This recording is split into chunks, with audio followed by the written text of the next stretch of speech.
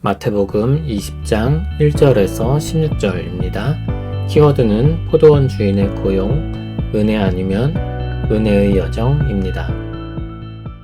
천국은 마치 품꾼을 얻어 포도원에 들여보내려고 이른 아침에 나간 집주인과 같으니 그가 하루 한 데나리온씩 품꾼들과 약속하여 포도원에 들여보내고 또 제3시에 나가보니 장터에서 놀고 서 있는 사람들이 또 있는지라.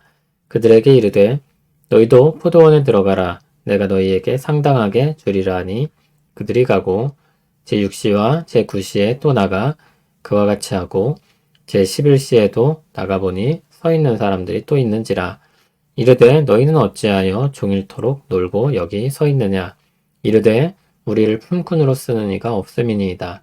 이르되 너희도 포도원에 들어가라 하니라. 저물매 포도원 주인이 청지기에게 이르되 품꾼들을 불러 나중 온 자로부터 시작하여 먼저 온 자까지 삭슬 주라 하니 제11시에 온 자들이 와서 한 데나리온씩을 받거늘 먼저 온 자들이 와서 더 받을 줄 알았더니 그들도 한 데나리온씩 받은지라. 받은 후 집주인을 원망하여 이르되 나중에 온 이 사람들은 1시간밖에 일하지 아니하였거늘 그들을 종일 수고하며 더위를 견딘 우리와 같게 하였나이다. 주인이 그 중에 한 사람에게 대답하여 이르되 친구여, 내가 내게 잘못한 것이 없노라. 내가 나와 한 데나리온의 약속을 하지 아니하였느냐. 내 것이나 가지고 가라. 나중 온 이 사람에게 너와 같이 주는 것이 내 뜻이니라. 내 것을 가지고 내 뜻대로 할 것이 아니냐. 내가 선함으로 내가 악하게 보느냐. 이와 같이 나중된 자로서 먼저 되고 먼저 된 자로서 나중되리라. 아멘. 주님은 천국이 마치 포도원 주인 같다고 하셨습니다. 이 이야기의 배경은 인력시장입니다. 이른 아침 일을 하기 위한 사람들이 많이 모여 있습니다. 포도원 주인이 사람을 뽑아 일을 시키려고 인력시장으로 갑니다. 하루 한 데나리온씩 품꾼과 약속을 하고 사람들을 고용합니다.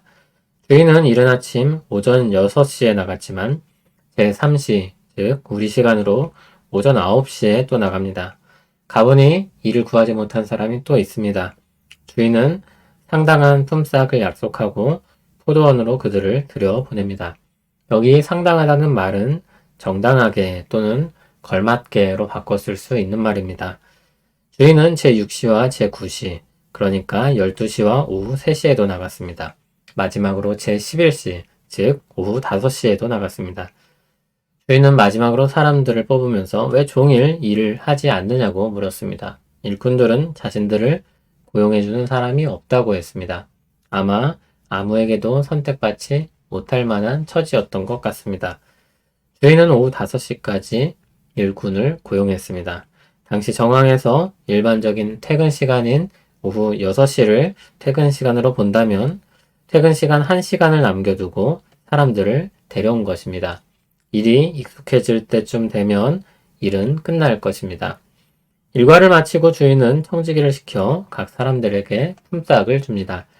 온 순서의 역순으로 품삯을 주는데 마지막에 온 사람이 한 데나리온을 받습니다. 처음 온 사람은 기대했을 것입니다.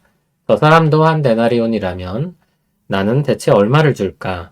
이 주인은 참 후하구나 생각했을 것입니다. 그런데 기대는 빗나갔습니다. 그 역시 약속되었던 한 데나리온만을 받았을 뿐입니다.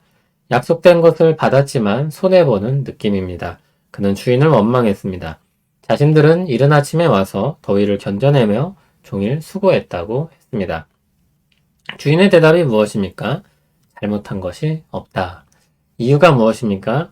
한 데나리온 약속한 것을 주었다. 그리고 나중에 온 사람에게 내가 내 것을 가지고 주고 싶은 만큼 주었다. 그 뜻이 선한데 왜 그것을 악하다고 말하느냐고 했습니다. 예수님은 이 이야기 끝에 나중된 자로서 먼저 되고 먼저 된 자로서 나중된다는 말씀을 덧붙이셨습니다. 천국은 나중 온 자에게도 동일한 은혜가 주어지는 은혜로운 나라입니다. 그럴 수 있는 것은 주인이신 하나님께서 은혜 베푸시기를 기뻐하고 원하시기 때문입니다. 오늘 말씀은 천국 주인이신 하나님이 은혜로운 뜻을 가지고 은혜를 베푸시는 것을 가르칩니다. 그것이 주인의 뜻이며 또한 그것이 선합니다. 거기에 불만을 가진 사람들이 누구입니까?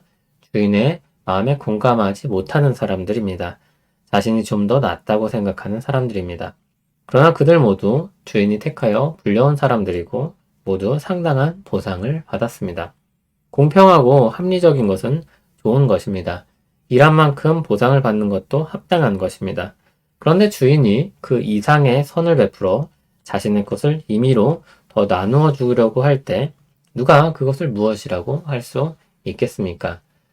주인은 그 이상의 선을 베풀었습니다. 교회는 마땅히 공평하고 합리적이어야 합니다. 그러나 그 정도라면 세상에서도 비슷한 모습을 찾을 수 있을 것입니다.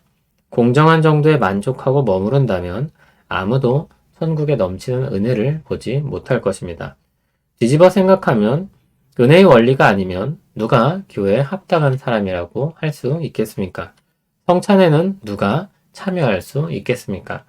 사실 은혜 아니면 참여할 수 있는 사람이 없지 않습니까? 막상 우리는 오후 5시에 오는 사람들이지 않습니까? 주인에 대한 불만은 나에 대한 가치를 높이고 내가 한 일들을 가지고 주장할 때 생깁니다. 받은 은혜를 잊어버리고 겸손을 잃어버릴 때 생깁니다. 그런 마음을 어떻게 회복할 수 있겠습니까? 예수 그리스도를 바라보는 것입니다. 우리 마음은 예수 그리스도를 바라볼 때 다시 겸손해질 수밖에 없고 그 은혜에 감사할 수밖에 없을 것입니다. 주님의 날로 일요일을 보냅니다. 주님의 백성인 교회가 모입니다. 우리가 은혜 가운데 있는 사람들임을, 예수 그리스도를 통해 불려온 사람들임을 잊지 말고 깊이 새기길 바랍니다. 많은 경우 옳고 그름의 싸움보다 중요한 것은 은혜와 사랑을 지키는지 그렇지 않은지인 것 같습니다. 지식의 부재도 문제지만 지식과 삶의 괴리도 문제입니다. 은혜로 시작한 우리 구원의 여정을 은혜로 통과하여 마치길 소원합니다. 그리고 우리가 은혜 받은 사람임을 잊지 않고 또 은혜 받은 사람임을 드러내며 살기를 원합니다. 은혜로 부름받았습니다. 예수 그리스도가 없으면 우리는 아무것도 아닙니다. 주로 인해 사는 우리 되게 하옵소서. 예수의 생명이 나타나게 하옵소서. 은혜를 채워 주시옵소서. 예수님 이름으로 기도합니다. 아멘.